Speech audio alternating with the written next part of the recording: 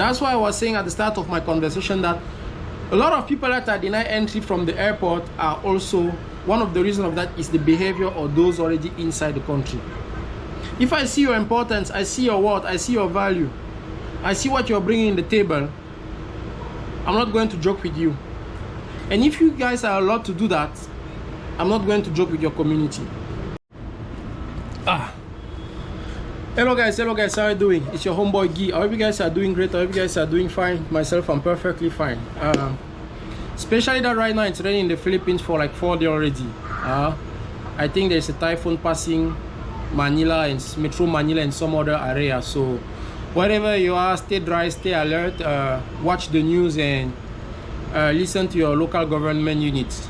Now, if you are not yet in the Philippines and about to enter in the Philippines, just get ready. It's quite wet in the Philippines right now. Now, talking about entering the Philippines, the reason of this video is because I want to talk about an incident that happened in Naya Airport. That was like probably 2 to 3 days ago, or maybe 4 days ago. And it was involving the Bureau of Immigration and a famous African DJ, specifically a Nigerian DJ, a female. For those who are not aware of it, she has been denied the entry to the Philippines. It might seem something, you know, not special. I mean, people are entering the Philippines, sometimes people are denied, and that's like that everywhere in the world. But what's particularly make it a little bit different is that she accused the Bureau of Immigration of racism and inhuman treatment. I'm just giving you the quick context. She went to the Philippines and she was invited by an organization here in the Philippines. I think it's Continental through Manila, if I'm not mistaken or pronouncing it wrong. But she was denied the entry. Obviously, according to what she said, she had all the documents, everything was ready. But it seems like despite everything was being ready and clear, all the document was clear, she was still denied the entry. And that's not only that she was denied the entry, but she said that she was stripped naked, humiliated with a sniffer dog, and forced to sleep on the bare foot and on the bare floor in a detention-like facility, despite holding valid travel document and embassy support. So what makes it a little bit different here is it's not really like the fact that she has been denied the entry, but she's also saying that some treatment that was a bit inhuman was infliged to her. Now, I wasn't there, obviously, so what I'm reading right now is all over the social media, right? So it's not my opinion on this one, it's what I've read from her and from some other news, but I haven't heard anything from the Bureau of Immigration. I don't know if they are required to say or not say anything, but I haven't read anything. So whatever I've read earlier was just from the Nigerian DJ named Martins. Now, I'm taking this opportunity because I want to address a little, maybe, I mean, I need to address a concern to my fellow African living in the Philippines, and specifically also Cameroonian.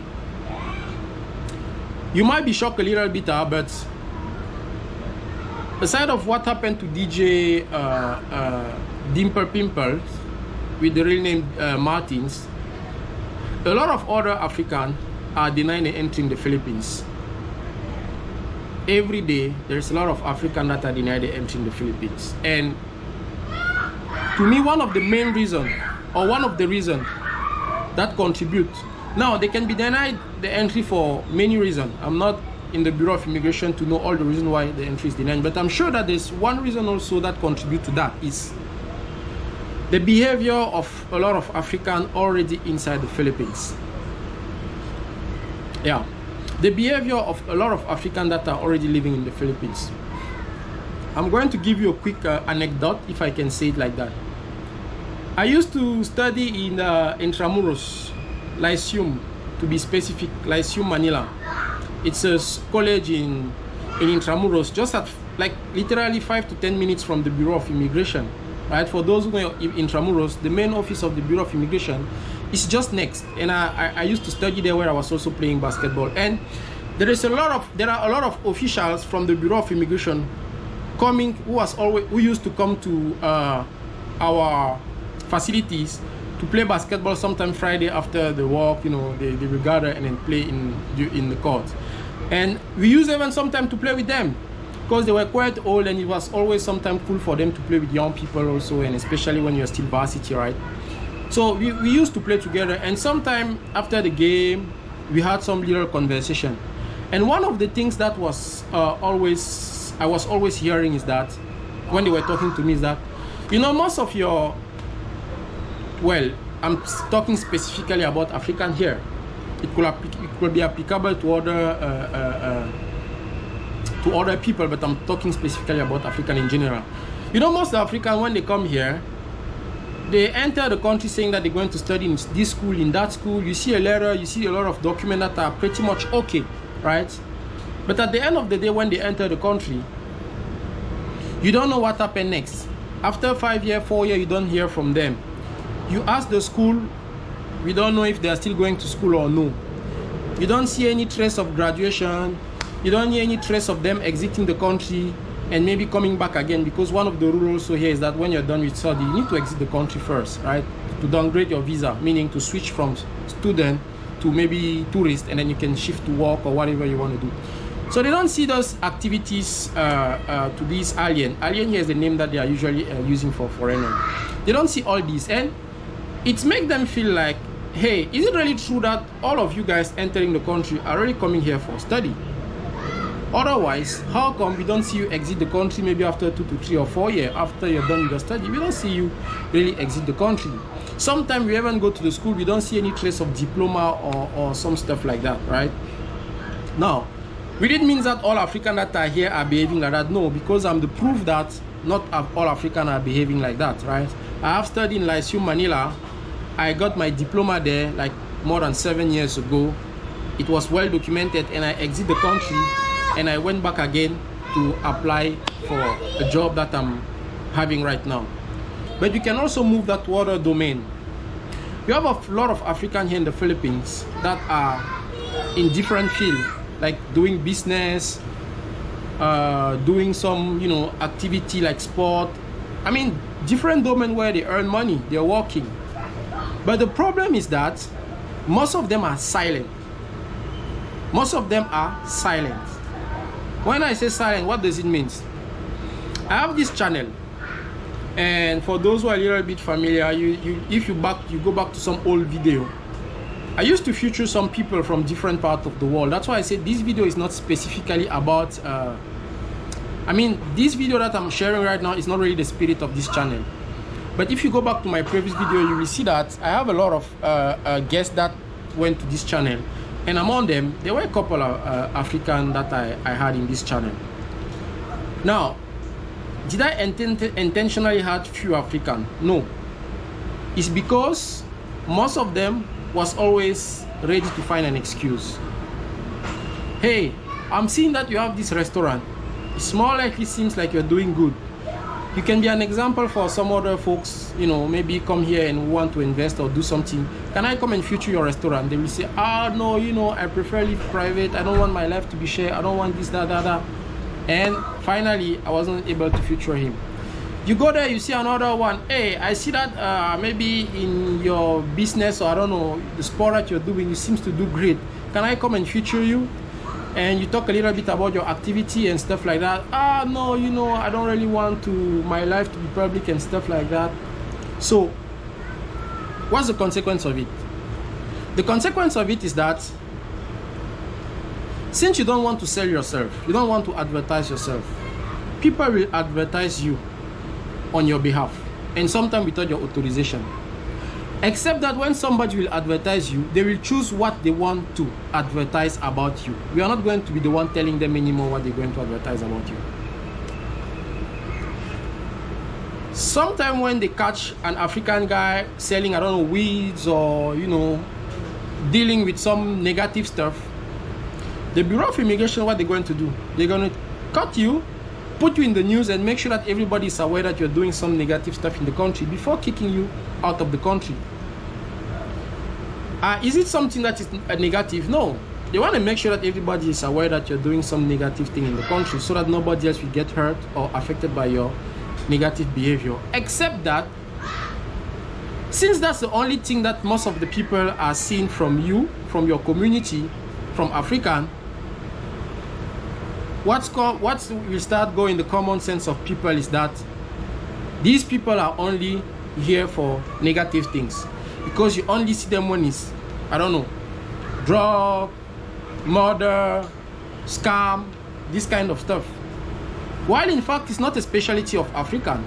Some other country or some other continent or people are doing that too. So there is a good and bad, like any other community. But the problem with the African community is that they are shy to sell themselves. I don't know if it's the belief that people come with their country, because from my country, I know that this is something that is a little bit cultural. And now I'm talking to Cameroonians specifically. I know this is something that's a little bit cultural, where you always that thought that if people know about your life, if people know about what's going on in your life, you will not succeed anymore. If you share your success, tomorrow you will fail. If you share a best practice, tomorrow you will not be successful anymore. While even in the company where you guys are working, they want you to share best practice. They want you to share success story, because that's the only way you can recognize. You can be recognized. If you're working and you're doing a great job and you don't showcase it, you don't advertise it, believe me, you can be the best employee of that company, but you will not be the one rewarded. The one who will be rewarded is the one who's showing up what he's doing. And sometimes he may do less than you, but because he has that ability, that courage to show to everybody, he's going to be rewarded. And that's the consequence of it. If you are looking at some other people or, you know, origin, they are doing a lot of stuff here, and they're very, very, very proud to advertise it, to showcase it to everywhere where it's needed. I'm in a French group where I see a guy from German, very handsome, good looking and everything. He came and said, hey, I used to play football, and I'm willing to share my, you know, my skills and my knowledge to whoever want a private class. So please inbox me, contact me, and then let's start working together. As simple as that. In our community, you have a lot of people able to do things, but they don't say, they don't talk, they keep it for them. Why? Because they're thinking, if I share my life, if I share my success, if I share things that are happening to me, people will stop me, people will try to impact me. Maybe that has nothing to do with the topic right now, or maybe it has something to do, but at some point, this is why I decided to remove myself from some belief in Africa. And first of all, it's the religion where I was and where my mom and my dad put me. I decided to step away from that. And I just decided to use my reasoning. Why do you think that if you are successful as a coach, saying that you're a coach will impact or will jeopardize your talent, your success, or whatever you are? And aside of that, you are doing business. If you are doing business, you need people to advertise your business. You need customer. How can you be successful in something without advertisement, without letting people that this is what, know to people that this is what I'm doing? Unless if you are doing something illegal. We reach the level where somebody's even asking you, hey, which company are you working for? You're not even able to say to a peer which company you're working for, because you have that thought that somebody will come there, I don't know by what miracle, will talk to your boss and they will be kicked out. Does it mean that those kind of things doesn't exist at all, where somebody can come and, you know, put you a little bit into trouble in your job or in your activity, in your business? Of course, but that probably means that yourself already are not clean. Because if yourself, you're clean, you don't worry about anything, why somebody will come and put me in the trouble if I don't have anything to worry about? Probably that's also some belief that we left with Africa, from Africa, and we still carry that here. And unfortunately, in a society where almost it's only power that talk, you know, it's also a relationship of power, which is stronger than who? That's talking. The respect now is not anymore something that I'm just coming here, I want to be respected. We're respecting you because as a group, as a community, as a country, as a nation, you guys force people to respect you. When you're looking at this country now politically in the bigger scale, They are not talking because they like to talk. They are talking because they know that behind the scene, I have this weapon that can destroy you. So you as a small community, sell yourself. Show that you have something that can be important, something that is valuable, something that push people to want you to be around, to want to do business with you, to want to deal with you. When I created this channel, it's simply because I was like, okay, there is nobody that are too much into social media as a black, then I'm just going to kick some. When I say black, it's not really black as a, you know, as African. I didn't see that much, and I decided, okay, I kick it. Wherever it's gonna go, I just want to, you know, take the space. Because the natural do not like things empty. You don't take the space, somebody will come and take the space and do whatever you want to do with that. To come back to the situation of the DJ Martins, that DJ, everything that happened to her, if it's totally true, because I haven't heard from the immigration, but it's clearly not fair. It's clearly a little bit inhuman, as she said. Racist, maybe, I don't know. I have been living in the Philippines for 14 years.